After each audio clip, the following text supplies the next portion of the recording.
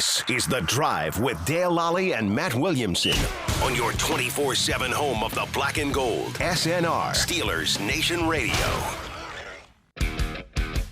And welcome to The Drive. I'm Dale Lolley. He is the Matt Williamson. And it was so cold in Pittsburgh today, it couldn't snow. What? Really? Yeah, once you get to a certain level. I know that that's true, but I didn't realize that was happening. It's like 7 degrees at my house this morning. I got up later than you, obviously. Still very chilly, though. It was chilly, but yeah. So it's a Friday here in Pittsburgh. The Steelers playing the Baltimore Ravens at 8 o'clock Saturday night. The team will be Almost leaving. 24 hours away. Let's go. Team will be leaving, has left already for Baltimore. In the air, probably. In the air. And, they'll be taking on the Ravens tomorrow. But they'll do so knowing, Matt, that 3 of their players earned All-Pro status. Really? Okay. What was the goofy All-Pro thing that came out the other day? It was like there's player award or writers award or NFLPA has one. Pro Football Focus this has. Is the official. This is the official. The AP All-Pro. This is the one that matters when you start looking at Hall of Fame stuff and things of that nature. Contract bonuses or all. I mean, this is the one that counts. Okay. This is the AP. These are the same voters that vote for MVP, all that stuff. Okay. And before we get into it, I think there's 2 teams. I mean, there's a first team and a second team, right? Correct, yes. Okay. There's not 3. Okay. Yeah. Break the news. Let's go. Okay. So, Cam Heyward, Chris Boswell, first team All-Pro. Good. I was a little worried about Cam because I guess that other goofy one, he was second team. I'm like, come on. Nuts. Right. And TJ Watt, second team All-Pro. Good. I think that's all justified. I think that's right where they should be. This is Cam Heyward's 4th first team All-Pro. Is it really? Yeah. Wow. And he was second team once, so he's got 5 All-Pro. I mean, think about that just for a second. Like, he spent a great deal of his career with Aaron Donald. Yeah, so he took one of them every time. spots. I mean, probably 9 out of 10 years, Aaron Donald got one of them. And there's a lot of Chris Jones. Oh yeah, and other and great you got players too, right. pick. I mean, there's tons of them. There's always been some defensive tackles that are other and guys have good years and all that stuff. But the rest of the league was fighting for one spot. Right. Yeah. With that guy. Right. Yeah. And so this is a big feather in Cam Heyward's cap. Yeah. In terms of becoming Hall of Famer. Right. I mean, I think if you look at it. Really, if you look at the last 365 days, Walter Payton Man of the Year carries a ton of weight. Yeah. And then another All-Pro, first team. I mean, and a year or 2 ago, I did not consider Cam a legit Hall of Fame type guy. I thought he was a Steeler Ring of Honor all-time great. But he's playing better now than ever. So here's really where we're at with this now. So, again, 5 All-Pros. That's a lot. That match, his 4 first-team All-Pro selections, that's as many as Joe Green had. Now, I'm not saying Cam Heyward's Joe Green. But they're both 4. They both have 4. That's the same number that Warren Sapp had. Okay. Warren Sapp was an All-Pro, first-team All-Pro 4 times. The average NFL Hall of Fame defensive tackle, I bet it's less than that.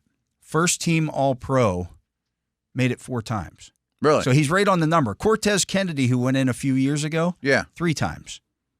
You mentioned 5, though. So you have a second teamer in there, too? I'm looking here at the Hall of Fame monitor that Pro Football Reference does, which is great if you want to check that out. Yeah, that is really good stuff. Measuring where guys are at. Like TJ Watt's already in. It's like he basically could not play Miles Garrett, those guys are already in. Pretty much in. So they've already kind of started to factor this stuff in. What they haven't factored in yet on the Hall of Fame monitor is Cam's 4th first-team All-Pro. That hasn't factored in yet because it just came out today. I see what you're saying. So this is like as of yesterday. So some of the other guys who have – this is going to raise his Hall of Fame monitor score significantly. Bryant Young, who's going in – just got in, right? He made it once. I say there's no way he made 4. Henry, I think he's about as borderline as you get. Yeah. Alex Karras, who's in the Hall of Fame, made it 3 times. Okay. So this is a huge thing for Cam. 4's big. 4's big. Do you have a list of how many have 5 or more? So the guys, Aaron Donald has 8. Exactly. Bob Lilly, Randy White, 7. Okay, that adds up, especially with Lilly. Wow. Alan Page had 4. John Randall had 6. I mean, these are all-time greats, though. Merlin Olsen had 5. Kevin Williams had 5, and he's not in yet. Yeah, there's a strong case for him that he kind of has gotten forgotten. Yeah, and his Hall of Fame monitor score is really – it's actually better than Cortez Kennedy, who's already in. Is it really? Yeah. He was a great player. But right now, if you look at where Heyward is on the Hall of Fame monitor, he is at 64.45. Now, this is going to raise his score. That's without this new That's news. without this new news. It probably bumps him ahead – Probably without his Pro Bowl too, right? They've got this. That's factored in. Okay. So he's made 7 Pro Bowls. This is going to bump him ahead of guys like a Buck Buchanan, who's already in, who's a 4-time All-Pro player. He's already ahead of Bryant Young, as I said. Steve McMichael, who went in this year, I thought he was really borderline. He had 2. Curly Culp, Joe Klecko, who's in recently, had 2. Wow. He's going to go. There's a good chance. I mean, if you look at the guys ahead of him, I can't see him retiring after the year either. No, that's the other thing. Right. He's going to continue to add to this. So the guys ahead of him who aren't in the Hall of Fame, these are the only defensive tackles in NFL history who are ahead of on this score by their Pro Football. Yeah, and this thing is really accurate. Yeah, this thing does come up in the meetings. Does it? I can tell you that because it should. Yeah. It came up several times. I brought it up as well when I was the presenter. He's especially good for guards and D tackles. Donald has the highest score of any defensive tackle all time. He should. 181.68. We're not calling J.J. Watt a D tackle, right? No. Okay. Nor do they. Okay. You got then you got Bob Lilly at 159. Some of these guys are off the charts good. Yeah. Including Joe Green. Joe Green is 5th. Super Bowl titles help, right? Yeah, they help. Yeah. He's 5th on this list with a score of 137.65. These are all no-brainer first ballot guys. Yeah. So the guys who are ahead of Cam who aren't in, Donald, Kevin Williams has a 105.03 score. Might be time to revisit him. Should probably be in. Yeah. Obviously, Donald's going. Yeah. And Ndamukong Suh has an 84.58 score. I think it hurts him that he played for so many teams. Yeah. But he had a really good career. And 3 times, that's a lifetime achievement, longevity. Yeah, award, 3 times he was a first-team All-Pro, 5-time Pro Bowl player. He was a starter for 12 of his seasons, which is where Heyward's at right now. He'll be an interesting case, though. Fletcher Cox is at 78.38. He made one. He was All-Pro, first-team All-Pro once. Him and Cam came in like a year apart. His first season as a start was 2012 to 23. Okay. But he was a starter the entire time. Yeah. And he's gonna have a case too. So his score 78.38. Then you have Geno Atkins, 76.33. Two-time. I don't think he'll go. 2-time first-team All-Pro, 8-time Pro Bowler. Interesting. Tom Seastack, who played from 1962 to 1968, but he was Pro Bowler basically every year and 3-time All-Pro. Cam is going to, with this latest news, with this latest All-Pro, he's going to pass Lodi Nada. Lodi Nada was a hell of a player. He was a hell of a player, yeah. I'm sure he doesn't have sack stats, but Cam started to rack up sack stats, by the way. Well, that's the thing. Right. Nada had 32.5 career sacks. Mm-hmm. Ndamukong Suh had 71.5. I think Nada's deserving. Fletcher Cox had 70. That's where Cam is starting to separate a little bit from some of these guys. Some of these guys that are about his age, he's having a better run. He's got longer 88.5 right now. Bryant Young, that's one of the things that he could get to 100, it's over. Yeah. It's over. Bryant Young had 89.5. So Cam's next regular season sack will tie him with Hall of Famer Bryant Young. Which is a nice way to present it. Yeah.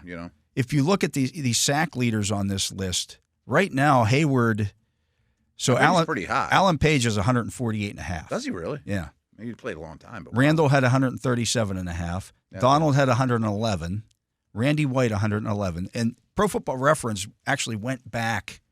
Did they say that before they didn't record? They weren't recorded, but they actually went through all the tape of these guys and recorded the sacks. I guess it wouldn't be that hard to do. I mean, anytime he tackled a quarterback, let's go back and look at the film. Right. Alex Karras had 100. So that's it for the guys who had 100 career sacks. Non-officially, of course, because they weren't an official stat until 82. But again, that was before I was watching football. It was easier to get sacks then, too. It was easier to get interceptions. It was easier to get sacks, like 70s, 60s, because everything was long developing Everything plays. was deeper plays, Yeah. Jethro Pugh at Warren Sapp at 96.5.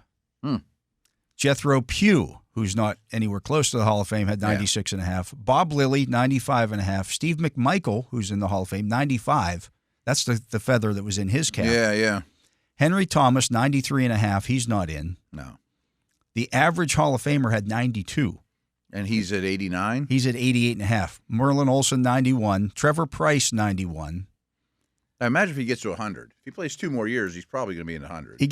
And he could possibly do it next year. Yeah. I mean, the Walter Payton Man of the Year thing's huge. It's huge. Huge. And, again, so you start looking at this. Win would go a long way. The other thing that Heyward has are the tackle numbers. And I'm sure the SWAT numbers are going crazy. He has been, over the last 4 or 5 years, if he doesn't lead all defensive tackles in tackles, he's number 2. Oh, he's always every year. Top 2 or 3? Yeah. Okay. Wow. I'm sure tackles for loss are pretty good, too. Yeah. I mean, you start looking at quarterback hits and things of that nature. Tackles for loss, he's got 133. Now, they don't have those numbers for all these guys, but if you start looking at, say, a Warren Sapp, who's a similar – he has 91. Wow. I always think, too, just kind of from a human nature thing, sticking with one team or being with a team for the majority of your career. That matters. I think it matters. It matters. I mean, because, I was thinking T.O. Who presents T.O.? I mean, I'm sure it's going to be the Niners people, but he didn't have a great relationship with them, and he was great, and he should go, but, I think Heyward's going. I mean, just even tackles of this generation, I'm putting him ahead of Cox. I'm putting him ahead of Calais Campbell, not Donald. Chris Jones is almost a different generation, but Jones is certainly on a Hall of Fame pace. Yeah. I mean, I'm sure he'll end up going there. But if you start looking at Chris Jones' Hall of Fame monitor, where's he at on here? I mean, he's only been in the league, 6 years or something? He's 31 years old. He came in the same year as Tyreek with them. They consider him an N, maybe? No, maybe he's not considered D tackle. I'm just strange, but he's got rings. He's got all pros. I don't see him on the defensive tackle list. You said this earlier, but Cam has 4 first-team All-Pros. Does he have a second team as well? Yeah. Okay. Yeah. I just want to be sure on that. Those count a little bit. Still, that's important. They don't count as highly. Poor guy at your I just position. look at the defensive ends here to see if Chris Jones. But anyways, the thing that he's missing, the thing that T.J. Watt is missing, quite frankly, Chris Boswell's won. Heyward has won some playoff games. Been on teams that won playoff games. Been on teams that advanced to the AFC Championship. But that's what's missing on T.J. Watt's resume right now. If either guys gets a ring, I mean, playoff wins would go a long way. But if you get a ring, I mean, that would go. Watt doesn't even matter. I think Watt could not play again if he decided I'm going to retire on the plane ride to Baltimore right now. I think he gets in. Yeah, I'm not seeing Chris Jones on the defensive end list either. I haven't had time to strange. Research this necessarily. He's probably on a defensive tackle list somewhere. I probably just missed him. But Watt talked about that yesterday and said, "Look, this interview was tremendous. This is part of my story. Last night, right? This is part of my story, and I want to change this, and Yeah, I'm sure you heard it, but I mean, he said something along the lines of, when former Steelers come back that have rings, there's an aura about them, and he was very cool about it. He said, that doesn't discredit the others because that's who I am. Right. I'm one of those guys. I'm one of those guys. There he is. Chris Jones is at 58.65. He was right below Steve McMichael. So okay. Yeah, I bet he goes. I mean, maybe he has to do a little more. He's been a starter for 9 years now. Wow. I would have been thought around he was longer than you 6 or think. 7, yeah. But yeah, I mean, and here's the thing with Watt. His first playoff loss came as a rookie against in that Jacksonville game.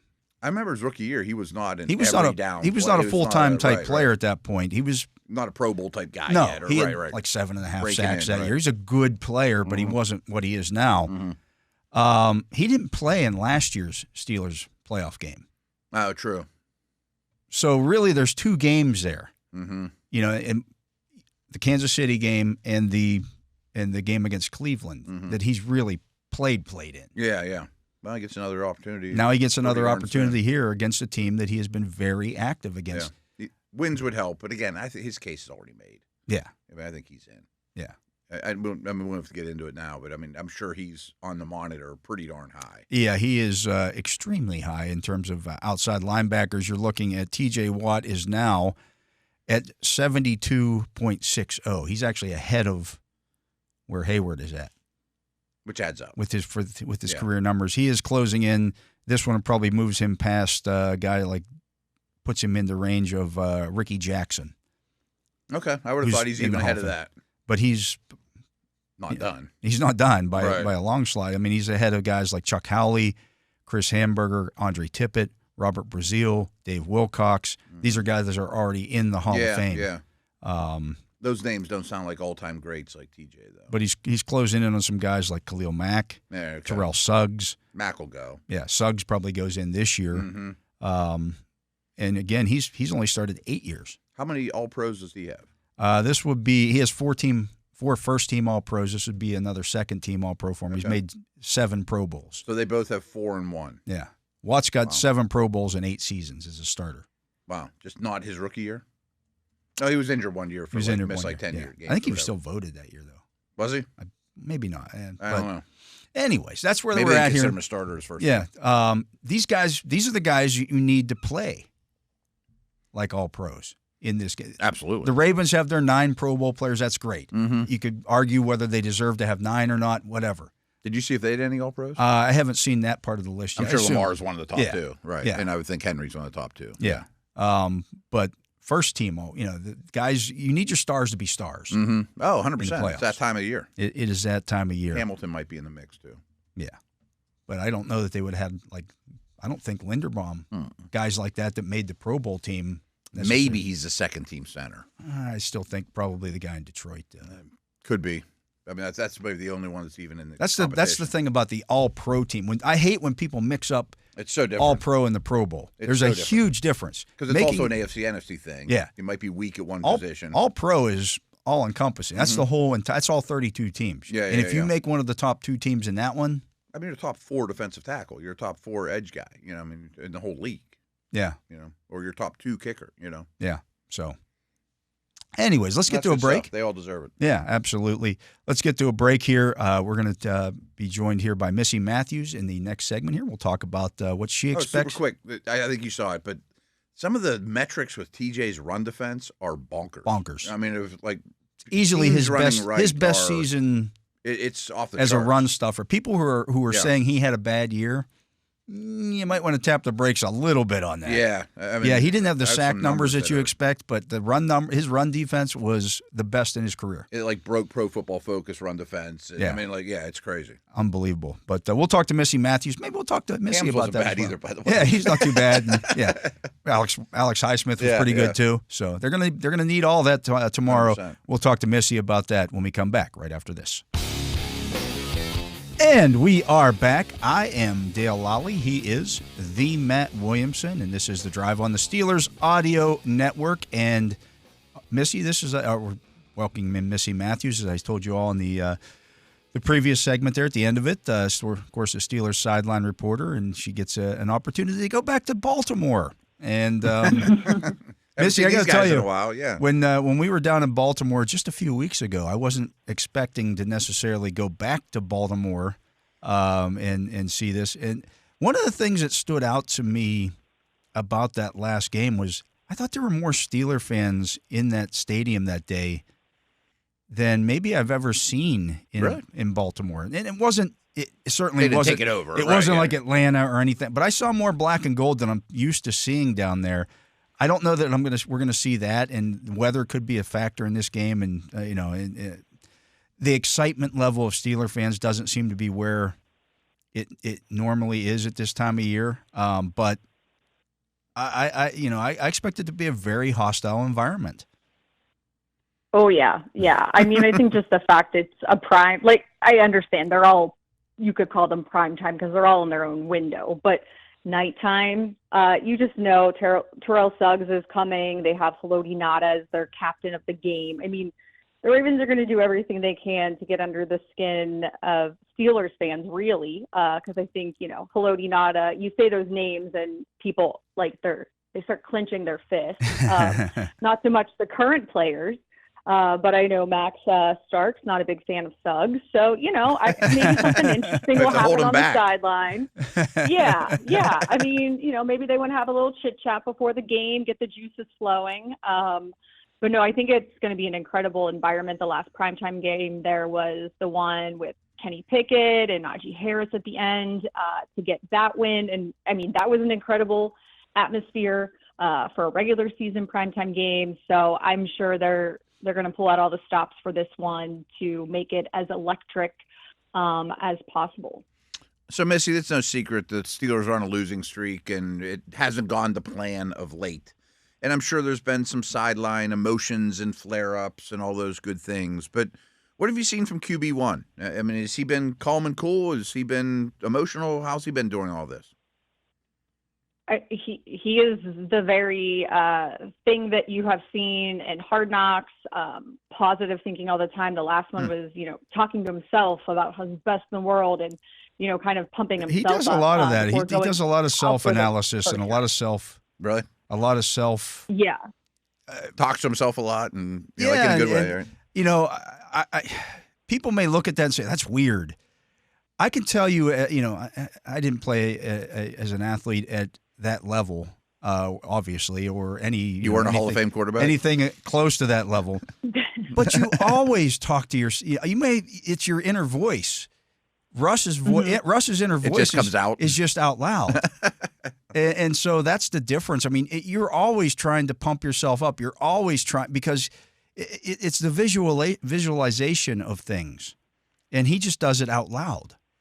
And that it's actually kind of cool. I'm sure he is a sports psychiatrist. You know exactly what's going through his head. Pretty cool. He is like that about himself. He's like that about the team. Before they take the field on the sidelines, he's always going up and down to each position group. And it is weird that, I think some people are like, oh, like that's what you're saying to yourself before going out there. But then I've also seen that George Kittle is a really big self-talk motivation type guy. I've seen like a feature on it. And nobody says nobody says he's weird, Right. And he might be weird. Yeah. They're like, oh, that makes sense. I think, everybody is different. It's how Coach Tomlin says all the time. Like, he can motivate guys, but it's all different. How you motivate TJ Watt is not the same way that you probably motivate Russell Wilson. It's a little Stuart Smalley. So, I'm good enough, and I'm whatever enough, and doggone it, people like me. Right.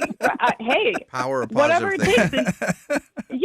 I'm sure that after 13 years, he has figured out what works for him. Yeah. At some point, to be able to play that long in the NFL, you have to come up with a system. It's even how, guys learn how to take care of their bodies over time. What you do your rookie year is probably not what you're doing year 5. I would hope not, yeah. And you learn to take care of your mind and emotions. Right, yeah. Right. He is that positive person. Even when maybe people are not happy, he's still trying to uplift and bring everybody up to his level of positivity as possible. I think that should be commended, honestly. I mean, you certainly don't want your team leaders out there going, oh, man, we got no chance. We got no shot. No. Walking around, everybody going, hey, guys, we just got to go. We got to go try. Best of luck. There's a little bit of Yoda there. There's no try. There's only do. And things of that. Like it's interesting to watch. And again, different guys do different things. Changing things up here a little bit, Missy. We got the All-Pro team coming out today. Chris Boswell, Cam Heyward, first team All-Pro. TJ Watt, second team All-Pro.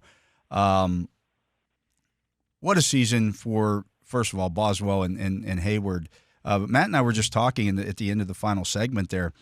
I don't know that people understand exactly how good that TJ Watt has been stopping the run this year. It's crazy. And I hear people, well, he's just not had as good a year as he's had the best year of his career in terms of stopping the run, best of his career. And he's been really good at that before, but he's taken it to another level this year. Okay, we're biased, obviously, but I don't understand the TJ Watt hate. And it's so funny because I saw that right before I jumped on with you guys and was like, oh, I hope this makes 90 so mad, and this is, something that will help him out tomorrow to get that coveted first playoff win. But, I know Miles is, he likes to be He likes to pat himself in the back. In the public. Yeah. Yeah, that's not TJ. He's like the Different silent killer who puts on his headphones. Yeah, and he just, internalizes things. So, I was a bit surprised by that, as you said. Like, how could you not be happy for Boz and Cam for what they've done for their career, especially the bounce back by Cam from last season with the injuries, going through the whole thing with, waiting to see if he was going to get a contract extension or not. Kudos to those guys, because that is well deserved. Speaking of Cam, did you know that he had the flu going into that game? I mean, I found out after, and I'm like, wow, that's pretty amazing stuff. Was that public knowledge? I did not know before the game. Cam is vocal on the sidelines. I don't think that's a surprise, as we're talking about, how people interact on the sidelines. The only thing I did notice is his voice was a little, not Cam level, but, sometimes if you scream too much, you start to lose your voice a little bit. Mm-hmm. But no, not until after the game, you could just tell, especially when he spoke to the media, that, oh man. And then I just think, to how I feel when I don't feel great, or, God forbid, it's something like the flu. And I'm like, how the heck did he go play that football game? The way that he played, too. Right. Play it the way that he did. Right. Like, that's the flu. You're like in bed with the chills in the fetal position. Cam, not Cam. No. So I am glad, though, that he did get to rest afterwards. I know Coach T gave him some of those days, and let's be honest, he would have got some vets days. He'd have been in the pool. Yeah. One. Right. So I think it's good that, don't spread it around, but also like replenish your body and get it to where it needs to be for the wild card round. Absolutely. In terms of I don't know if you heard what TJ had to say yesterday after practice, the way that he opened up about how badly he wants not just a playoff win, but a Super Bowl. Just the way, because of the way that he's been here long enough that he's seen the way that the Super Bowl guys, as he said, interact with each other. They have an aura about them. It's just an aura about them. And he says, look, it's nothing against the guys who haven't done that. He said, I'm one of those guys right now. I'm still one of these guys chasing that. He said, but you see that and you want that, the way that those guys interact with each other when they come back, the aura that surrounds them, the way that they're viewed by the current players and even some of the older players that, you're in the fraternity. We love right? Wolf. Yeah. Everybody loves Wolf. Yeah. But he doesn't have that Super Bowl title. Mm-hmm. He missed it by a year coming in, and the 80s were not kind. It's just a different feeling about that, and TJ wants it. And I don't blame him. Cam wants it, but TJ really vocalized that yesterday. Which isn't usually his style, right? No. Yeah. No, but I do remember him in training camp, it's, especially move-in day. It's like, oh, what are the goals for this season? The typical, whatever questions. And like TJ is very adamant, like it's winning a Super Bowl. It's not just like winning a playoff game. He will mention that, but I think too, his brother never had that chance. And right. I'm sure that JJ went back and forth about, when do I retire? When do I hang it up? Do I give it another run? There's so many things that go into it. It's not like you just say, okay, well, I think that team's going to win next year. Hopefully they'll take me in free agency or whatever. And I think that, that probably is something that he witnessed, being the third brother, being younger, to kind of, go through JJ's career with him.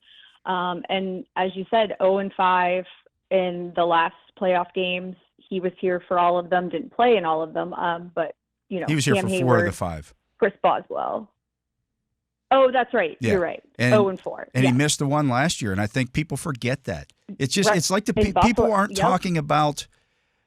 Nobody's mentioning this week the fact that the Steelers were down 4 starters in that previous matchup with the Ravens. Mm-hmm. Nobody talks about, and I don't think it gets talked about enough, some of the players that the Steelers have been missing in some of these playoff games. For example, Cam Heyward didn't play in the AFC Championship in New England, and then Le'Veon Bell got hurt. You're taking 2 major pieces out of your defense. if you remember that game as well, Stephon Tuitt was on one leg. He had gotten nicked up, and he had been a monster. Some listeners season. forgot Watt was even missed one. You know what I mean? It just seems like ancient history. You know? Yeah, you just don't think about those things, and to me, that's been one of the, you can talk about Mike Tomlin's failures in the postseason. He's been missing some pretty important pieces in many of those playoff games. Now that doesn't excuse them. It's not an excuse. It's a fact. It's reality, and it hasn't been in all of them. So I understand some of the frustrations with losing to Cleveland, for example, or losing to Jacksonville here. But this league in the playoffs are war of attrition. You go into Denver, for example, in the divisional round after you just beat Cincinnati, and you don't have Le'Veon Bell, you don't have Antonio Brown. Right. Ben Roethlisberger can't raise his arm above his shoulder. It's kind of important. That's kind of a big deal. It's kind of a big deal. Bell and the hampered Ben. You don't the rematch with the Ravens, the last time these two teams met in the playoffs. It's very similar in terms of them not having Zay Flowers for this game as what happened to the Steelers going into that game, because they were playing for the division championship and the opportunity to host that game, and Le'Veon Bell gets hurt and doesn't play in that game the next week. I mean, next man up's great. These things there's matter. A reason you're the next man down. Right. Next man's up fine if you're replacing a guy for a game. Yeah, if the Steelers don't have McCormick, the world will keep spinning. But without next Lev Bell or AB, it's a little different. Next man up when it's an all-pro player is not quite the same. You're not going to get all-pro level play out of a guy. You're not going to get Pro Bowl level play out of a guy. No, I mean, even like the game in Baltimore in the regular season this year, no Deshaun Elliott, no Dante Jackson, Joey Porter Jr. gets hurt. Oh, by the way, TJ hurt his ankle. Ogunjobi was out. The game before. Yeah, no Larry O. Just on the defense, it was, a very substantial loss of the continuity. And as you said, some of them Pro Bowl players.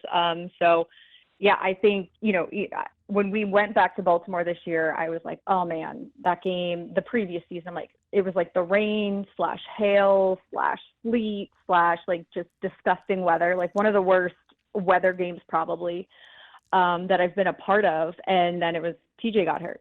And that you knew you were going to Buffalo and you were going to be without him. And that I just remember the week before him trying to do everything he could possibly do to be able to get himself ready. Because these are important to him. They just 100%. are. I honestly think that if the medical staff would have been like, we're going to leave it up to you, TJ would have been like, let's go. Wrap it up. We're like, let's go. But unfortunately, you didn't have him for that one, and that was not great. And I think he gets it. He understands how difficult it is to play in this league, how difficult it is to play at a high level, and that it's single elimination from here on out. So yes, you have to think about the 4-game losing streak, learn from it, but you do kind of have to turn the page and realize that the only thing that's going to matter at this point is what happens tomorrow night. Absolutely. Well, we'll find out tomorrow night, Missy, what exactly happens here, and if the Steelers are moving on or if they are packing up their lockers and heading on to next season. We'll see where this goes, but we appreciate your time. See you in a bit here, Missy, when we head on down to Baltimore. But our guest has been Missi Matthews, Steelers sideline reporter, does a great job with us every Friday right here on The Drive. He's Matt Williamson. I am Dale Lolley. We'll be back with more right after this. And we are back. I'm Dale Lolley. He is the Matt Williamson. And I do have the overall voting for the All-Pro Yeah, balloting. I'm really interested. Several Steelers getting votes. Okay. And the way this works is you vote. You get they vote because there's two teams. They do a first team vote and a second team vote. So if you were a voter, would you vote for 4 defensive tackles, 2 on the first team, 2 on the second team? Okay. Yeah. And if you get a first place vote, that's worth 3 points. A second place vote is worth 1. Gotcha. That's a big discrepancy. Okay. Okay. So Lamar Jackson was the first team. He was team the quarterback. Okay. Quarterback beating out Josh Allen. He got 30 first place votes. Allen got 18. Again, you only vote for 1 there. Joe Burrow got 2. So he ends up with 2 votes. 2 first place votes. 2. Okay. Yeah, I'm only going to mention the first place votes unless it's a Steeler. Looking here at the Steelers players who got votes. No votes for George Pickens. I get that. And receivers crowded. Here's the thing, though. Some of the guys who got votes on this list included Jerry Jeudy got 5 votes. I don't get the Jeudy love, but that's going back to Pro Bowl. T. Higgins got 1. Jackson Smith and Jigba got 1. Cortland Sutton got 1. Jamison Williams got 1. I mean, he's on the same level with all those guys, but he did miss time. I get it, but yeah. I wonder when the votes are cast. They're at the end of the year. It's been within the last 2 weeks. Right? As soon as the season's over. Basically. Okay, so 1 for 0 doesn't help. Though, right? No, it doesn't help. It didn't happen before week 18. Yeah. Okay. At center. I bet he got votes. We talked about this. Yeah. Creed Humphrey, first team. Frank Ragnall, second team. Ragnall got 2. Okay. Linderbaum was third team. He got 1 first-place vote. Humphrey got 44. Ragnall got 4. Yeah, I bet Humphrey dominated. Cam Jurgens got a first-place vote. That's a great line. Graham Barton got 1 vote. Tyler Biadasz got 1 vote. Zach Frazier got 1 vote. I bet that'll be the lowest he has in 5 years. Yeah. Nobody. Daniel Falele got three votes at guard. He got somebody voted Daniel Falele. I gave him a first-team All-Pro vote. Wow, that's really bad. They should have their vote taken away. Yeah, that's really bad. I mean, they're going to try to replace him in the offseason. Right. Yeah, they're going to replace him in the offseason. Yeah. Like, come on. I'm just curious, who are the guards? Quinn Miners. Good. Chris Lindstrom. I was unhappy that Miners was not first-team Pro Bowl. Trey Smith and Kevin Zeitler were the second-team guys. I think Miners the best guard in the league. Sam Cosme was a... Good. He's coming along in strong. He got a first-place vote. Daniel Falele got a first place. You should lose your vote. Ravens seem to get a little more votes than they should in these things. Yeah, you think? Right tackle was Penei Sewell by a landslide, actually. Over Lane Johnson? Yeah, he got 35. Sewell got 35 votes. Lane Johnson got 15. Edge rushers, it was Myles Garrett and Hendrickson. Yeah. Watt got 14 first-place votes. Who else? Benito, maybe? Benito got 2. Van Ginkel got 2. Parsons got 1. Jonathan Greener got 1. And that is it for the Parsons and Hutchinson were maybe the best 2. They just didn't. One of them played first 6 games. One played the last 6 games. And this is the difference. Like, so when you look at the Hall of Fame voting monitor, they don't say edge rusher.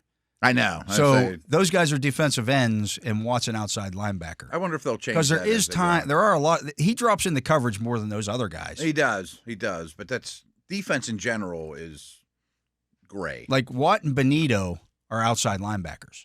Yeah, but they're not Jack Ham. No, or Derek but they Brooks, do. Like there were times last week I'm watching the game against Cincinnati where Watt was dropping into coverage. It wasn't a ton. Does too. Yeah, they drop into coverage. Yeah, they don't just rush the passer. But less so than the LeBeau days. Yeah, yeah. Maybe it's 5%, but it's still 5% of the time that you're not rushing the passer. Cam Heyward led all defensive tackles. He was number 1. He was number 1, wow. 98 overall points and 29 first-place votes.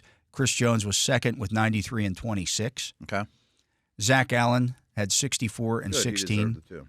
Jalen Carter, 48 and 12. Leonard Williams got 41 and 8. There was a lot of competition this year. I know Zach Allen doesn't sound like much. He's had an awesome. He had a great year. Leonard Williams had the best year of his career by far. Dexter Lawrence had 24 and 5. Vita Vea 13 and 3. Jeffrey Simmons got 8 and 1. Matabuke 4 votes. Zach Seiler for Miami 4 votes. Kobe Turner with the Rams 3 votes. He's a good player. Yeah. At linebacker was Zach Bond and Fred Warner. Nice. I'm glad Bond got recognized. He was the number 1 by a runaway. These are so much better than the Pro Bowl votes. Like whoever's doing it just knows football better. Other than voting for Falele. Goofy one, but yeah. But still the right guards. Roquan Smith was 3rd. Frankie Louvu 4th. Bobby Wagner 5th. Zaire Franklin. A lot of those, linebackers really weak right now. He got 8 first-place votes. That was almost all of his, because he got a lot of tackles. Big deal. Yeah. That's probably watched the tape. Not really watching, yeah. Patrick Queen finished with 3 first-place votes. Oh, did he? Yeah. Robert Spillane got 5 votes. He's productive. Again, don't just look at the tackle numbers. Come on, people. Cornerback, Joey Porter Jr. ended with 3 second-team votes. Was Surtain the top? It was Surtain and Stingley, with Trent McDuffie 3rd, Christian Gonzalez 4th. Those are the best 4 right now. And Denzel Ward, Byron Murphy, I should say, Christian Benford, Jalen Johnson, Joey Porter Jr., Quinion Mitchell, Sauce Gardner, J.C. Horn, Keyshawn Nixon, Jalen Ramsey. That's a pretty strong group. Yeah. For Porter to be considered in that group. Yeah, right. People who are saying Joey Porter Jr. had a bad season. He missed a little bit of time, too. Just looking at the penalty numbers, I guarantee if you went through and looked at the penalty numbers on the other guys who are on this list. Oh, they're high. Yeah. They're high. Oh, yeah. Because they're asked to do more than your Joe Blow corner who can't play press man coverage. Right. If you play press man coverage, you're going to get more penalties. Right. Yeah. Slot cornerbacks, it was Marlon Humphrey over Derwin James. Derwin James, slot corner. I don't know how that's cheating. Yeah. Cooper DeJean is a slot cornerback. Yeah. Devin Witherspoon got. James is all over the place. I mean, he's like Hamilton used to be. But, it's the same defensive scheme. The safeties were Kirby Joseph and Xavier McKinney. I have no problem with that, but I bet Minka got votes. He did. Kyle Hamilton and Buda Baker were the second-team guys. Minka Fitzpatrick finished with 7 overall points. Got one first-team vote. Okay. I don't think that's crazy. And there's nobody in Pittsburgh who has a vote on this, by the way. Oh, you did say that. Like nobody New York in Pittsburgh might have a bunch. There happens to be no one in Pittsburgh. Yeah. Boswell that led. Could be you. Boswell doubled up Brandon Aubrey for the kicker. Really? I thought that might be close. So Boswell had 39 first-place votes. Aubrey got 10. Wow, good. Dicker, the kicker, had 6 points, and somebody gave Chase McLaughlin a first-team All-Pro vote. Mrs. McLaughlin? Yeah, apparently.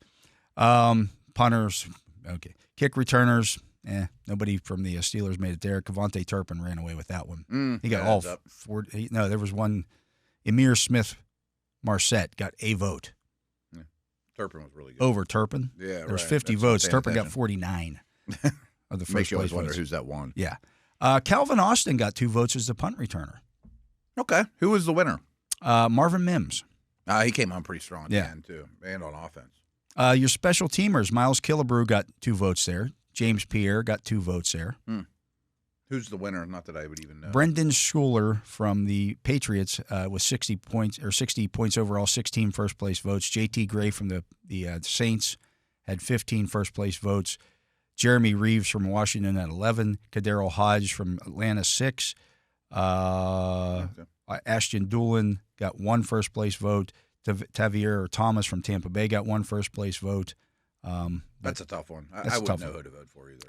And then the long snappers, Christian Kuntz, finishing with 3 first-place votes. It's good that he's getting recognized. Yeah. Those guys just be consistent, Right. Andrew DePaula from Minnesota, the first-place vote winner there. He got 16 votes, beating out Ross Matisic from Jacksonville, who got 15, and that was the difference. Who were the first-team receivers? I'm sure Jamar Chase is one. I wonder if it's Jefferson. Chase, Jefferson, Amon-Ra St. Brown, Terry McLaurin. They're the 4. They're the 4. Okay. Could make a case for like Kapuka, but I mean that's a good group. He's up there. Yeah. He got a good number of votes. CeeDee Lamb, A.J. Brown, Brian Thomas. Brian Thomas got more love here than he did for the Pro Bowl team. Was Kittle the tight end? Brock Bowers. Okay. Yeah, Kittle was second. Yeah, they both are. Trey McBride third. Yeah, those 3 should be ahead of everybody else. Absolutely, but that's where they're at. Steelers representing pretty well. Steelers doing. There's some Ravens on there too. Yeah, absolutely. But we're going to get Lamar to another. The only first teamer? Yeah. No, they get Patrick Ricard. Oh, fullback. Yeah, it's kind of cheating. Right. There's only like 4 of them in the league. He's probably the only first teamer though. Yeah, I'm just looking here. Yeah, Roquan didn't make it. Marlon Humphrey at the slot. Okay. Now they got a fullback in the slot. Yeah. Okay. So not I quite. assume Henry was 2. Yeah, no votes for at place kicker. Oh, none. Could you? How None. Could you? Right. None. So, anyways, let's get to a break. That's going to do it for hour number 1 of the drive here on the Steelers Audio Network. We're going to dig in more to these playoff games. We're going to pick our DFS lineup right after this, and then we'll give you our pick on the Steeler game. All that in hour number 2. Don't you go anywhere. You're listening to The Drive on the Steelers Audio Network. And we are back. I am Dale Lolley. He is the Matt Williamson, and this is hour number 2 of the drive here on the Steelers Audio Network. And it is the time of the show where we do our DFS lineup. And somebody in the comments in yesterday's show, don't listen to these guys on DFS. They're not going to win you big money. We've never claimed you're trying to win big money on a big Depends money. how much you bet. We don't have the algorithm here that some of the other people. And we're doing this, as we've said all along, to win 50-50 double-ups. Mm-hmm. And if you're making a bet on a Sunday, a Saturday, whatever game you're going to pay the juice. So whatever bet you make, you're not going to get a double your money kind of situation. Right, if you put $20 on it, you don't get $20 back. You don't get 20 back. Right. You don't win 40. It's not how it works. It's not how it works. There's palaces in Vegas. And this gives us a way of people who again, maybe you don't like the maybe not fantasy people, right? Maybe you're not fantasy people, but it gives us another way to look at all of the games. And that's the big thing here is that we're doing here. And there's only 6 games this week. We're going to look at these lineups, and we're going to tell you who we think is going to do well and who's not going to do well. And that might give you an idea of who's going to win those games. Yeah. And it's your account. And I know you don't put a huge amount of dollars on it. We're doing it for the show. Right.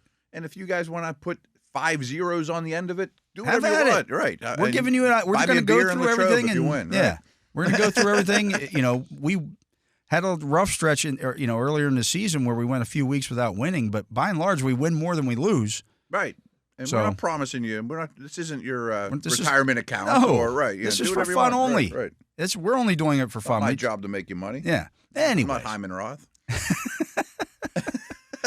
Looking at this weekend's defense, we kind of rolled through these earlier in the week, so we have a better idea. Defenses and tight ends are kind of tricky. Yeah. So the Ravens are 3,700. Bills are 3,500. The Eagles 3,300. The Chargers 3,200. The Bucks are 3,100. Vikings 3,000. Rams 2,900. The Commanders are 2,800. The Texans are 2,700. The Packers are 2,600. Broncos 2,400. Steelers 2,200. I want nothing to do with the defenses in Washington, Tampa, which is a precursor for where I do want to invest in that. And when you're looking at defenses, folks, weather matters. Weather's big. Weather's huge. Part of me just wants to take the Steelers because they're the cheapest. And they take the ball away. They're going to get I don't think it's going to be a super high-scoring game. I don't either. What's the weather? I know there's snow expected during the day. If you're looking just here, what they're saying on this, no snow at 8 o'clock. The weather is clear by 8 o'clock, but it's going to be chilly. It's going to be windy. 8 o'clock in Baltimore in mid-January. On the Inner Harbor. Yeah. Is there any they're jumping out at you? I don't see Chargers Houston being a high scoring game. Actually, like the two of the cheaper. I like the Broncos. I like the Steelers. I like the Broncos. I don't mind playing the Texans. No. At $2,700. They're going to get sacks. They're going to get. It's a good defense. Yeah, it's a good defense. The Vikings at 3,000. Yeah. It's a good defense, but I think Stafford will maneuver against the blitzes and things like that. They're going to get some sacks. I think you just go cheap. I think. Oh, I definitely like. I don't mind the Packers either at 2,600. I know they're not going to get a ton of sacks and everything. They'd be my least favorite of those. Are the Eagles going to come out and throw the ball all over the yard with Jalen Hurts coming back off? I don't think Jari Alexander's playing. I'm not saying we should go into A.J. Brown, but I think Brown and Smith have big days. Okay. And by the way, Hurts just got cleared. I don't think they throw the ball all over the yard in this game, though. No, I don't think he'll throw it 40 times. The Eagles have also I think they've lost their last 3 wild card weekend games. Oh, have they? Yeah. They might. No, I like Denver, Houston, Chargers, Steelers. You just want to go cheap? You just want to go the cheapest? Let's we can go always cheap. Bump up, yeah. Steelers are going to get some points. Yeah. I don't expect this to be a high-scoring affair. I don't either. Nor does Vegas. I mean, it's a, 43.5, 44-point over-under? Mm-hmm. All right. Okay. Well, that settles that then. Tight ends. Tight end's kind of tricky. I think it's another place you go cheap. Mark Andrews is 4,700. Nobody's real expensive. That's the other thing. There's not the top guys. Freiermuth is 4,400. Oh, he's 2. I thought he was going to be a sneaky cheap one. Zach Ertz is 4,300. T.J. Hawkinson is 4,200. Well, they're all kind of cheapish because you don't have the $6,000 player there. Hawkinson, 4,200. Otten is 4,100. He has no injury designation. Dalton Kincaid, 4,000. Dallas Goedert, 3,900. Tucker Kraft, 3,700. Dalton Schultz, 3,600. Will Dissly, 3,400. Tyler Higbee, 3,300. Isaiah Likely, 3,200. Payne Durham, 3,100. I don't know. Stone Smart is 2,900. Getting pretty cheap here. Yeah. You made a face at Dissly, which I understand because they're down on options. They're down on options. And the middle of the field's kind of weak for Houston. The ones I liked that were a little pricier than that were Goddard, who I think basically just went through the motions last week to get his feet wet. Yeah. Hawkinson, I know he hasn't been great lately, but I still think he's great. They're 30th against opposing tight ends. Are they really? Yeah. For that league I'm in that you pick one that you can only use 1 week, I picked Hawkinson this week. I used Freiermuth actually, but he's more expensive than I thought he'd be. And there was one other tight end right in that Hawkinson neighborhood I thought was appealing.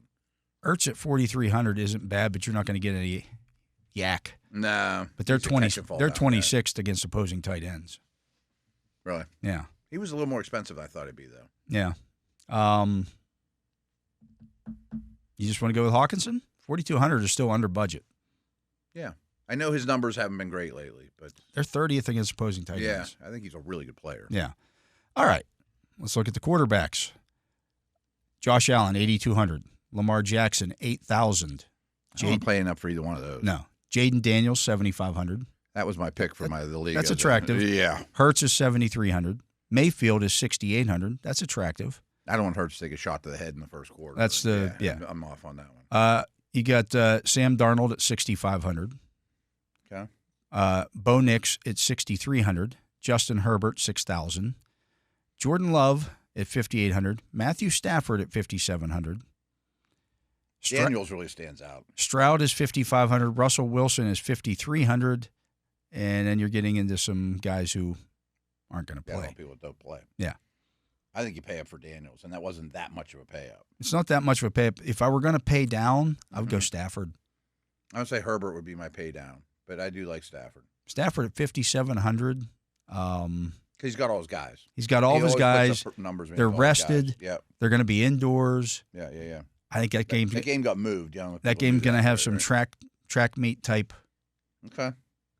Your call. If you're going to do Stafford, and if we have money, we pay back up for Daniels. I think maybe you go Stafford and stack him with Puka. Yeah. He was a guy I grabbed in that league, too. Cause I think he could go nuts. Yes. I'm a big believer. I think that game could be. That's fine. You want to start there? Let's start there. I think that gets us, now we can average 6,300. I bet he's not the most expensive receiver. No. He'll be top 5-ish, but.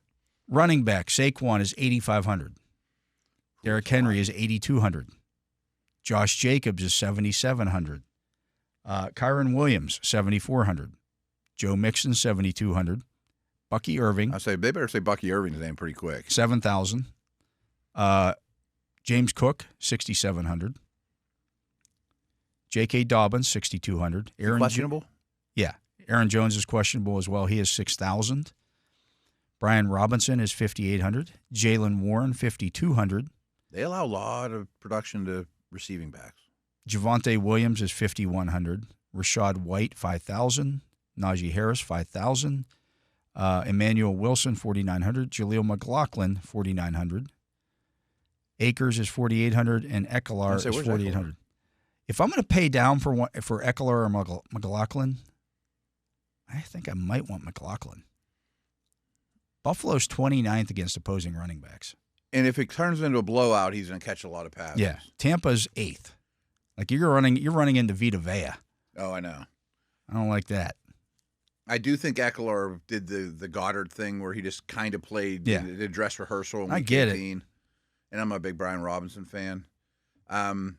Bucky Irving was one that was not a pay down for. Right. And Jaylen Warren. I think Warren catches 5 balls. Is Warren better in this game than McLaughlin or Ekeler? Oh, I think so, but he's pricier. A little bit, not a great deal. Like $300. He's $300 more than McLaughlin. Oh, I think he's a tier above those guys. Okay, so you want to go Bucky Irving and Jaylen Warren? Yeah. Okay. Any qualms with that? But I bet Washington's pretty kind against running backs. Yeah, they're like middle of the pack. Yeah, that makes sense. 18th or 19th. I just think there's a ton of points in that game. Wide receiver, Justin Jefferson is 8,100. Mike Evans, 7,900. But he's going to get Lattimore. He's going to get Lattimore, right? Yeah. Nico Collins, 7,800. Puka Nacua, 7,600. Let's do it, right? We put Stafford plug that in. They're 32nd against opposing wide receivers. He's going to be a first-round pick in every fantasy league next year. I still think he's being slept on a little bit. They kind of manufacture stuff for him like they did with Kupp when Kupp was. He's a better player even than I thought he was as a rookie. I'm a big believer. A.J. Brown is 7,500. Ladd McConkey, 6,800. Cortland Sutton. I think he avoids Stingley a fair amount. 6,600 for Sutton. 6,500 for Terry McLaurin. I don't mind that. Cooper Kupp is 6,400. George Pickens, 6,300. You can convince me on that one. Jordan Addison, 6,100. Devontae Smith, 5,700. What kind of budget are we looking at here? We haven't gone super expensive. We have 3 spots open. We got $6,000 per spot. We got $18,100. But we need 2 more receivers and a 2 flex. receivers and a flex. Okay. Jaden Reed, $5,500. Romeo Dobbs, $5,400. Khalil Shakir, $5,300. Jalen McMillan, $5,200. What do you think Surtain will do? We won't go to the slot with Shakir. I don't think so. So maybe you put him. They probably just play sides. Maybe. I've heard a lot of buzz about Amari Cooper's looking great, but maybe you just put him on Cooper and do the Porter Bateman thing. Cooper's $4,900. Kind of appealing. Bateman is $5,000. I don't want to do with Bateman. Marvin Mims is $5,100. Mims has been really good lately. Yeah. You click on him super quick. I think his points have been quite strong the last couple of weeks. If you look at his game log, he had 22 points against Kansas City. Yeah, I know. Yeah. 33.2 against Cincinnati, 9.5 against the Chargers, 6 against Indianapolis, and 22.9 against. They throw him bubbles. They get him involved. I don't have a problem. I mean, that allows us. He's pretty cheap, right? If we go with him, he is $5,100. That allows us to That's under budget, yeah. Or we use him in the flex. Whatever. Yeah, I don't care where he ends up. Either way, I think he's a value at that price. Zacchaeus is $4,400. I think he's clearly the 2 as well. And he has some after the catch stuff. Is there any huge one you want?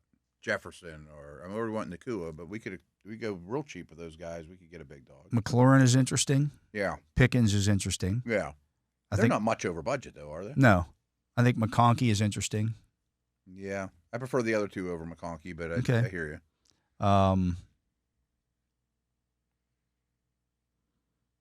What if we put Pickens and McLaurin in? What kind of money would we have floating around? Okay, let's see what it looks like. McLaurin and Pickens. We'd have $5,300 left, and that would get us Khalil Shakir, Jalen McMillan, Javonte Williams, Marvin Mims at $5,100. I like Mims the best of those. All right, let's plug that into the flex, and we have $200 left over. Worth bumping up from the Steeler D? Well, we have Jaylen Warren and George Pickens in our lineup. Mm-hmm. Do we want to be that, and the Steelers defense? Do we want to be that Steelers-centric? Not ideally. Which one would you want to move on from? Who's $200 more than Pickens? $200 more than Pickens would get you to Cooper Kupp. I don't want both there. We've already got. I'd much rather. I'm kind of married to Nakua. Okay, $200 more than Jaylen Warren doesn't get you anybody. How about 200 more than Steeler D? 200 more than the Steelers defense gets you to the Broncos defense. I guess it's better. I mean, if that's last resort. They just don't get sacks. They're not going to get sacks necessarily against Josh Allen. He does not take sacks. Yeah. I might rather have Steeler D. I think so too. But we think that's a low-scoring game, and we got 2 Steeler offensive players. Yeah. I'm just looking here what else we can pay up. $200 more than McLaurin. Or how about this move? What if we take out Warren, put in McLaughlin, who you liked? Okay. And then who's cheaper? That gives us more to spend to move up from Pickens. Now we have no Steeler offense. Now we have $500 to move up. Does Pickens turn? Let me see what that gets us for Mims. Okay. Yeah, that could be a running back. It gets us Jaden Reed, Romeo Dobbs, Khalil Shakir, Jaylen Warren. I'd rather Warren than Mims. Okay. Then we Mims turns. We still have $400 left if we do that. Who's 400 more than Pickens, or even 600 more than Pickens, in case we want to stick with Mims? 400 more than Pickens will get you to Cortland Sutton. It's good, but I don't want Mims and Sutton. Yeah, now we're loading up on the Denver side of things. So put Pickens back in, and 400 more than the Steeler defense gets you to the Packers. You can love that one. No.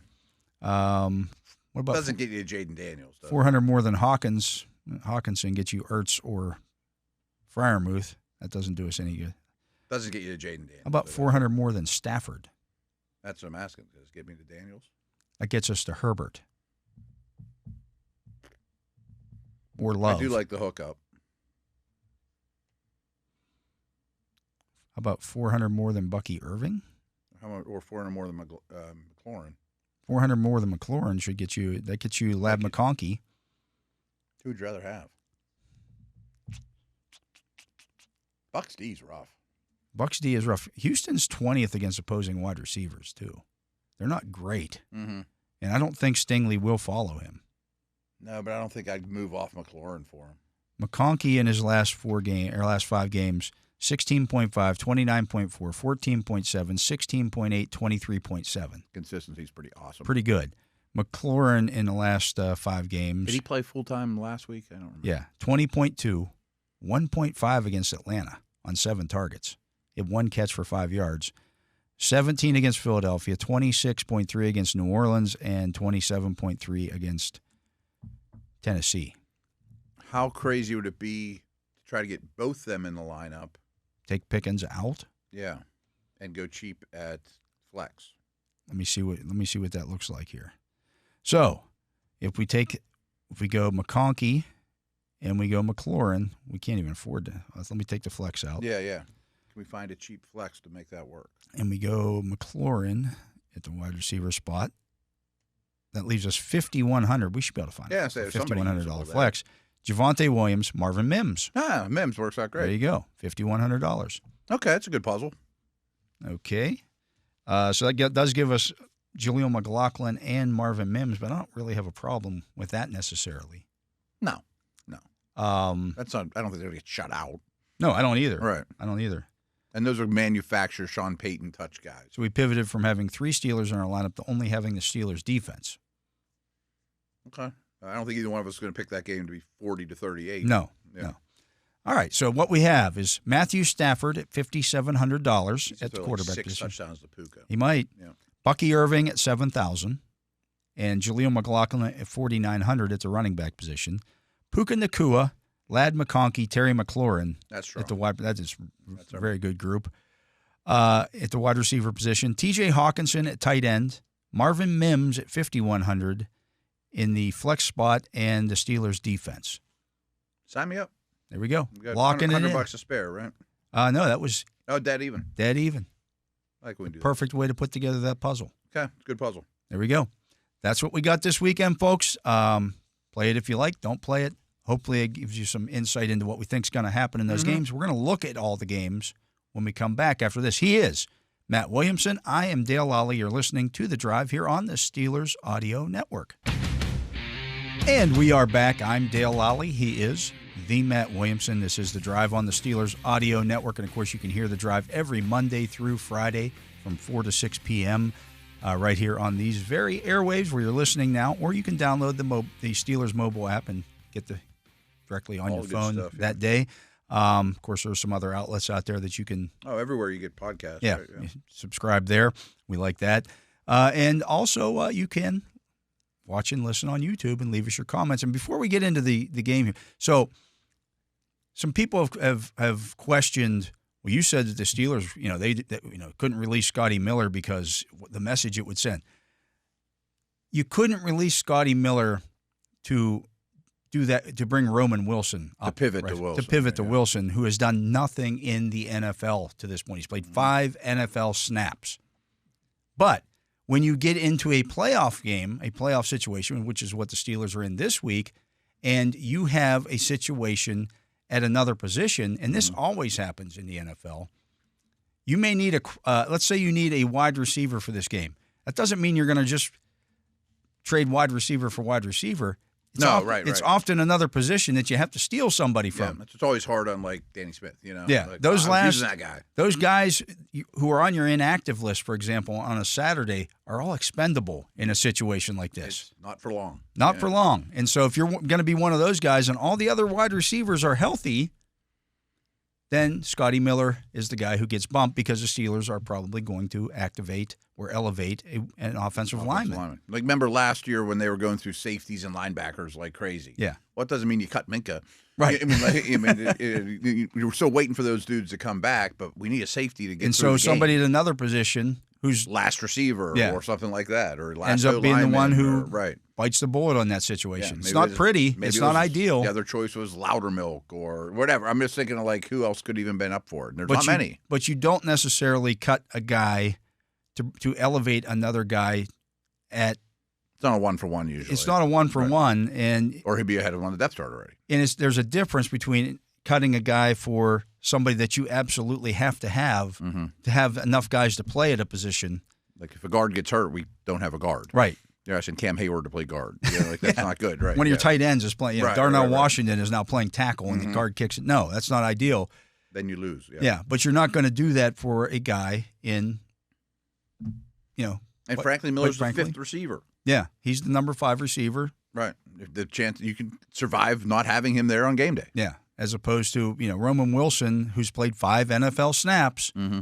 There's no track record there. It's not like you're bringing back – if Cole Holcomb, if they needed a linebacker this week, they would have brought Cole Holcomb back. Yeah. But you have a track record with – you know what you're going to get out of Cole Holcomb. Cutting Peyton Wilson. They might have cut a safety. Yeah. That wouldn't have been a linebacker. Right. Probably wouldn't have been Mark Robinson because he's a key special teamer. Right.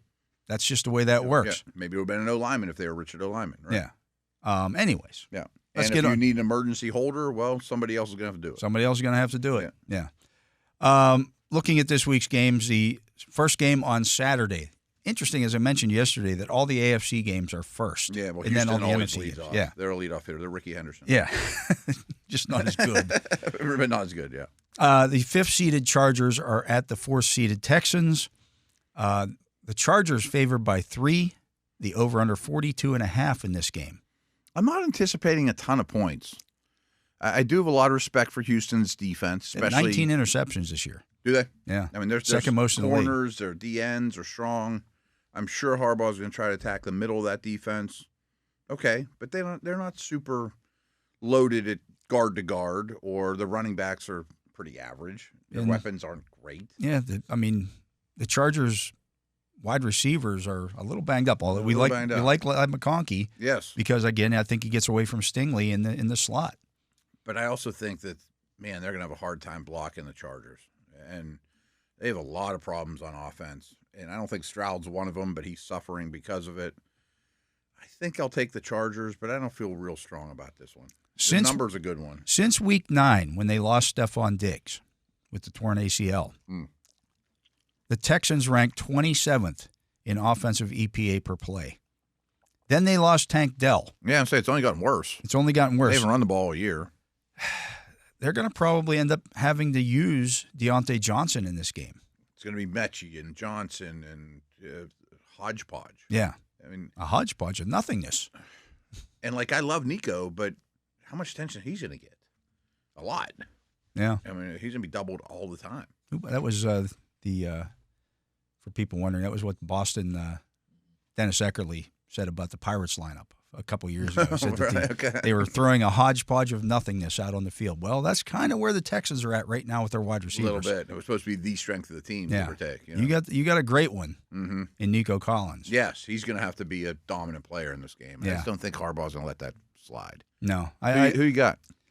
I like the Chargers. It's much the same way I would have liked the Steelers going there. Yeah. I think Houston's the weakest playoff team. Yeah. And have some fatal flaws. Yeah. And I think they lose that one. Moving on to the Sunday games, you got the 7th-seeded Broncos at the number 2 Bills. Buffalo favored by 8, the over-under 47.5. I like the points. I still think Buffalo wins. I wish Denver's running game was better, but they are a physical O-line, and they'll move people, and I think their weapons have come along. I don't love betting on a rookie quarterback. A rookie quarterback in the NFL making his first playoff start has not won since 2015. They're like 0-5. But the fact that it's over a touchdown is enough for me because I think Denver's D is really good. It is. If the Broncos could do what the Bills' defense struggles to stop, which is the running game, better. Yeah. They're not a good running team. They're not. They're not even a volume running team. So everyone on the planet that does mock drafts has Gene T from Boise State going to Denver or going to Dallas. I think Denver should be on him. If they don't get it, the kid from North Carolina that'd be fine. Would be great too. He's a good player as well. He's a bigger physical, Sean Payton type. He'd look good in Pittsburgh. He would. He's a really good player. But I would be anxious to get it back if I were them. Yeah, that's what they need. And love Javonte Williams coming out, but he's not the same player. The injury has robbed him of the great thing that he had coming in was his contact balance and his physicality and power. And he just doesn't have that anymore. No.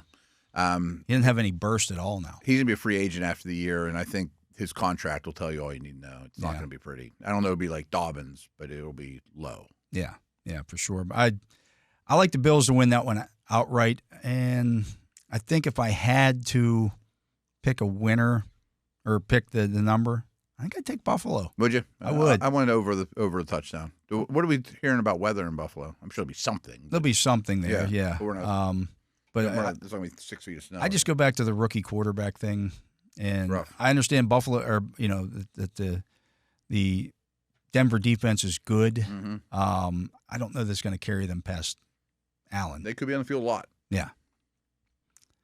You got the 7th-seeded Packers at the number 2-seeded Eagles. Philadelphia favored by 4.5. The over/under 45.5. These two teams met in Week 1 in Rio de Janeiro, and I believe. Oh yeah. I believe that was a 33-29 game. Something weird. It was a weird scored game. Stock in that game. Yeah, that was. What'd you say the spread in this one is? 4.5. Hurts has been cleared. I assume Love's going to play. I don't think Jari Alexander's going to play. I know Watson. Jari Alexander hasn't played in months. Exist. Yeah. I don't even think he's an NFL player at this point. Yeah, I worry about their corner situation against Brown and Smith and Goddard. I don't know if they'll throw the ball a ton, but they have so many weapons. I think the Eagles kind of roll them. I'll take the points. Really? I will. Again, as I mentioned, the Eagles have lost outright their last 3 wild card games, including last year to Tampa Bay. Yeah. And there's an old axiom in when you're looking at the point spreads: never bet on a quarterback coming back, a concussed quarterback coming back in his first game back. Be a little foggy. And that also, it doesn't take into account guys who missed multiple weeks, which is what hurts. Yeah, it's not. It could take him a little while to warm up to this one. That's a great point. And I understand they have Saquon Barkley, and that helps you. Yeah. That helps you kind of alleviate some of that. But you still got to make quick decisions. Yeah. The Eagles want to throw early to run late. Mm-hmm. They're like they're the heaviest second half run team by far in the league. Oh yeah. Like they only throw the ball like 25-30% of the time in the second halves of games because they want to throw the ball early and they get leads. Yeah. I think this is a closer game. I think the Eagles win it because that's a tough place to play. Oh yeah. But I'll take the 4.5. Eagles D is really good. It's good. Yeah, it's really good. He's really gonna get hit. But and he's also coming off an injury too. Green Bay's defense isn't bad either. No, it's not. They rush passer pretty well. Cooper's been really good in the second level. You have the 6-seeded Commanders at the 3rd-seeded Buccaneers. Tampa Bay favored by 3. The over/under 50.5. This one to me might be the easiest game of the weekend. Over. Over, and I'll take Tampa Bay at home. Me too. I don't think Washington's ready. Yeah, and 3 points is okay. Tampa's had a lot of a playoff experience lately. They know how to win in these situations. They've been the giant killer this year. Yep, they have an O-line. I mean, I trust Baker. I love Daniels. I don't know about that. I don't know if I'd go that far, but good point. Neither defense is very good. Yeah, I just think Washington's playing with house money, and they scream one and done to me. Yeah, I just think it's a situation where the Buccaneers will be the more potent team. Mm-hmm. I 100% agree. I think that's one of the easiest choices of the week. Yeah, and over. And then the Monday night game, which has been moved to Arizona. The 5th-seeded Vikings are at the 4th-seeded Rams. The Vikings favored by 2.5. The over/under 47.5. This is maybe the biggest toss-up game to me of the weekend. Is it? I have such respect for McVay and Stafford, and I think the week off is really, really big. I don't know what to think about all the things going on in their hometown. That's the thing. That's the issue that I don't have. Like, how many of these guys had to worry about their families being moved out of that area and things of that nature? Everybody knew somebody probably. Yeah. Friends or acquaintances or whatever. I mean, it's just bad things happening for football. And it doesn't affect Minnesota one way or the other. Like, okay. I still think they're really good. And I think there'll be a lot of Vikings fans who just say, there's probably Vikings fans in Phoenix, people who move to Phoenix and just come, hey, we're going to go out and watch the Vikings. Well, I didn't know they were going to show up at our Didn't know it was going to be here, but we're going to go. I'm going to take the Vikes. I mean, if last week doesn't happen, this line's bigger. Yeah. And I get that last week happened, but Vikes are still a pretty good football team. Over/under 47.5 is very appealing. Over, you mean? I think there'll be some points in this game. Jefferson. What's their answer for Jefferson? Not much. Not much. Right. And if that's the case, if you're going to double him, then you got Addison on the other side. You got Hawkinson, who I think this is up and down the field, and I think Stafford. I think both these teams throw. The more I think about it, can keep. I think Tua, Kupp, Stafford. Yeah. I mean, we took a lot of these guys for DFS. I think Stafford is going to keep up, but I think the Vikings. I think the Vikings win. Yeah, I just think they're better. Yeah. So that's where we think everything is at. We've got one game left to talk about this week, Matt, and that will be the one that's going to be played in Baltimore at 8 o'clock Saturday night. Be there or be square. I will be there on the site watching the Steelers and Ravens. Matt and I will let you know who we think is going to win that game right after this. And we are back. I am Dale Lolley. He is the Matt Williamson. And the game we've been talking about all week, Matt, the 6-seeded Steelers at the 3rd-seeded Ravens, 8 o'clock Saturday. And the game will be locally shown on WPXI, nationally on Prime Video, so Amazon Prime. Yeah. So Ravens favored by 9.5, the over-under 43.5. Is the early game on Prime, too? I think both of them are on Prime. Are they both on Prime? No, the early game is CBS and Paramount Plus. Okay. So there you go. You want to lead it off? Sure. Yeah, take it away. All right. So we've talked all week long about the Zay Flowers issue for the Ravens. I think it's a huge factor in this game. I've gone back and forth. Well, early in the week, I felt one way about this one. I thought Zay Flowers would find a way to get back into this game.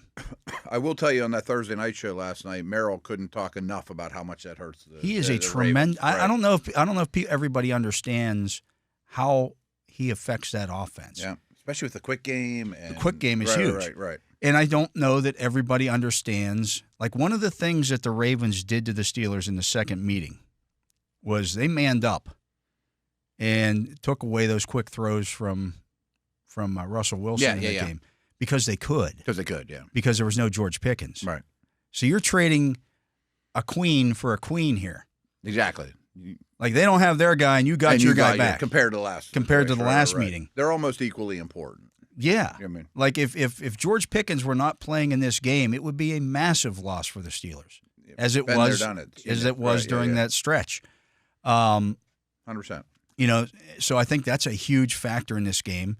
I think the Steelers' defense being completely healthy is another factor. I don't understand the spread. I don't either. Is where I'm going with this. I don't understand this game being a 9.5-point game because despite what the Steelers were missing in that last game, this game was 17-17 in the third quarter. Even Steven, right. And the Steelers would have been ahead had they not had the fumble inside the 4. And the Ravens weren't missing much. The Ravens were missing nothing. I mean, the Steelers were were obviously the much more injured team going into that game. Yeah. They were recently coming off a bye. They were healthy, Right? Yeah. Ravens. And then there's the pressure on Lamar Jackson. Jackson's 2-4 in the postseason. 6 interceptions in 6 games, and he's lost 3 fumbles in his playoff life. Can the Steelers win this game? Yes, I think they can. I do too. I don't think it's the monumental task that everybody's. Well, again, they're looking at the point spread. 9.5. Vegas doesn't think they're going to win it. Yeah, don't even play it. Right? I don't understand that. I think all the pressure's on Baltimore. They're the team that's supposed to win. They're the team that's been picked by many to go to the Super Bowl. Oh, the hell with it. You're doing it. I'm doing it. Steelers win 20-17. I have the same score, but not with a Steeler victory. I could see it going either way. Yeah. Either way. What's funny is, for DK Sports, I just do like 3 sentences with my prediction. And yesterday morning, I put it in at 24-17. Originally, I was going to put it at 27-17. Now I'm at 20-17. Like, I keep coming more and more towards. Like the Steelers. The outside factors favor the Steelers. Yes. All the injury information favors the Steelers. And penalties and special teams and turnovers. It all favors the Steelers. Such Ravens Steelers stuff. The Lamar Jackson history favors the Steelers. Right. Like, the pressure is on him. I think Russell Wilson's a better player than we've seen. I mean, I think his playoff experience is important. I think the defense is taking it personally. Listening to Watt last night on that Thursday show, I'm like, this D's going to come to play. And I can tell you for a fact with Zay being out. You would not have been able to tell this week whether the Steelers were on a 12-game winning streak or a 4-game losing streak. They were as loose as a group as I've seen heading into a game this big. Yeah, I bet. And I just think they feel like, and I thought Watt was really, he's like, look, we have the group now. We have the group here. This is the same group that went 10-3 early in the in the first 13 games of the season. One of which was a victory over the Ravens. Yep. That game was 18-16. And it really wasn't that. People look at that and go, they barely beat the Ravens. The game wasn't that close. No, they were the better team. They were the better team. They held the ball for 37 minutes in that game, went up and down the field. Yeah, they kicked 6 field goals, but they were in scoring. They had 11 possessions in that game and scored on 6 of them, and they threw the interception in the end zone on the other one. So 7 times they got into scoring range against that Ravens defense. Had 7 field goals. They moved the ball despite what happened down in Baltimore the first time around here. They had well over 300 yards of total offense in that game. Mm-hmm. They moved the football. So you mentioned one of my concerns, though, time of possession. Time of possession. I mean, could the Steelers have 33 minutes in this game? Yes, but I thought they would against the Bengals. I think that's so key. I just think the game plan against the Bengals was so. I hope they can maintain offense, get more first downs, run the football for 4 to 6 yards a pop. That's where my reservations are. I mean, I think the defense is going to keep it close. I bet turnover, special teams, penalties works in your favor. There's a lot of cliches in this business, but this is a throw the records out type of game. I think most of the time people say that. You really don't. Just one team's a lot better than the other. But I think in this instance, third meeting and it means this much. I think it's going to be a really close game.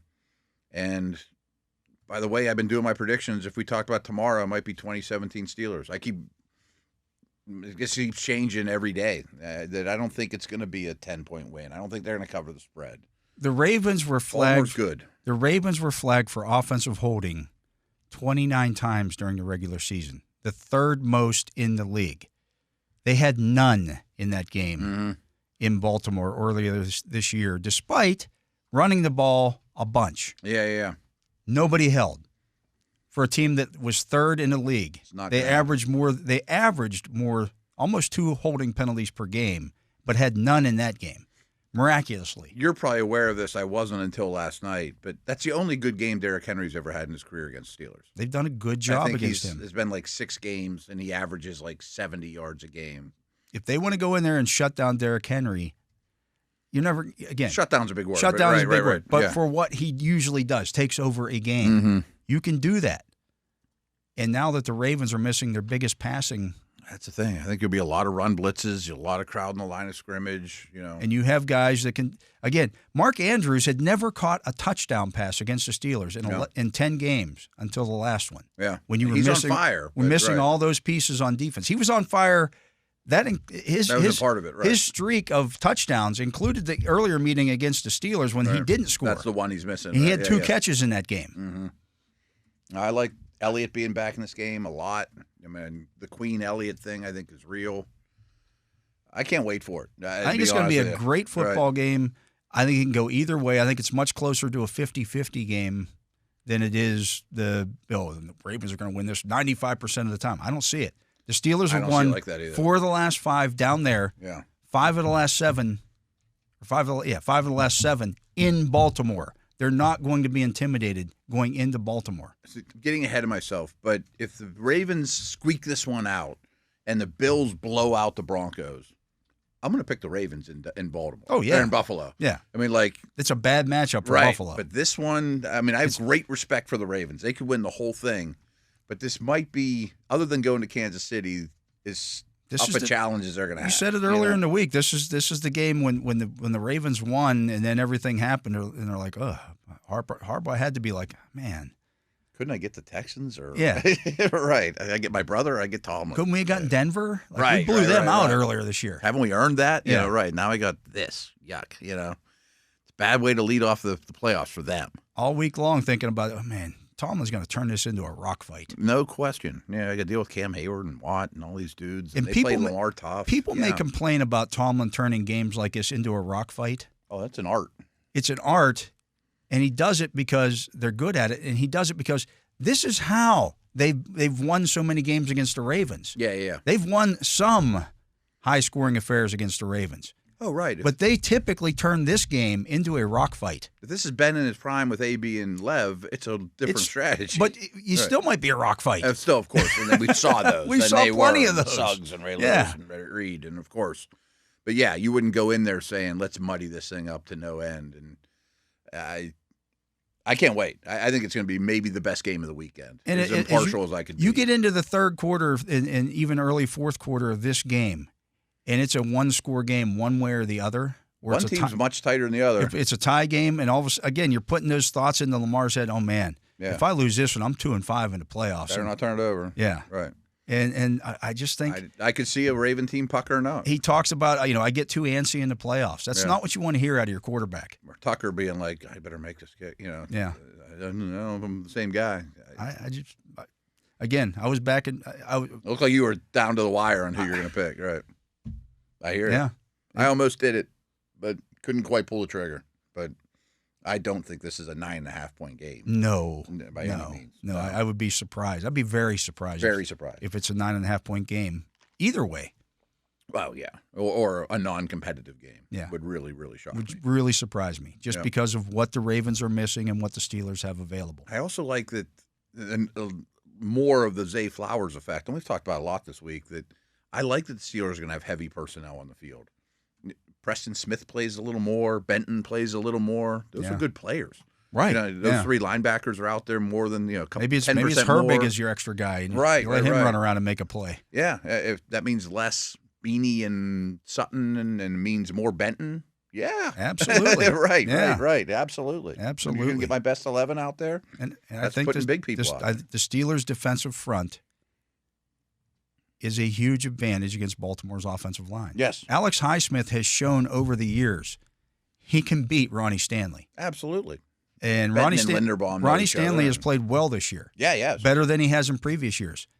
Highsmith still beat him for a strip sack the last game. And he might be the better player in a vacuum. Highsmith's one of the most underrated players. Really good player. Yeah. Really good player. Let alone some of the other matchups that you now have there too. Strip sack or two, or two. But a strip sack seems like it's not inevitable, but quite likely. They do it to Lamar every time they play him out there. Yeah. Every time they play him, they force where you know where he's going to be. Absolutely. Usually. Can't wait. We'll be back on Monday, one way or the other, to talk about it. I'm doing the pregame show for the first hour. You're doing it after that too. The pregame show. Tune in then. But we'll be back Monday to break it down. Absolutely. I hope I'm wrong. Yeah, we'll see whether we're talking about a playoff win, a playoff loss, whether the Steelers could be going to Kansas City, could be going to Buffalo. Actually, I don't know if they can go to Buffalo because that means somebody else behind them. Well, I guess they could if everybody. No, they can't. Houston wins. If Houston wins, they still go to. I guess if Denver wins, you can't go to Buffalo. Right. Yeah. I see what you're saying. Yeah. Right. So you can't go to Buffalo. Good. You have bad memories there anyway. Yeah. But you could go to Houston. That wouldn't be bad. I think the chances in Kansas City too. Yeah. Right. So we'll see where it goes. It's going to be an interesting weekend. Playoffs, baby. Playoffs. Love it. If you can't get fired up about the playoffs, I don't care what your feeling is. It's the Ravens. It's Ravens Steelers. You get a third opportunity to watch the Steelers and the Ravens play each other. Doesn't get much better. Doesn't. It really doesn't. That's why we're here. Absolutely. Anyways, that's going to do it for our shows this week. For my partner, Matt Williamson, for Justin Miller here on site running the Justin Miller Hotline, we'd like to thank Missy Matthews for dropping by on that as well, as she always does every Friday, and for Tyler Vittmeyer making sure our video gets out there onto the YouTube channel, where you can also see all the great Steelers stuff out there. You can go ahead and subscribe to that as well. I am Dale Lolley. We thank you for listening to this edition of The Drive on the Steelers Audio Network. Steelers football happens here. The Pittsburgh Steelers Audio Network.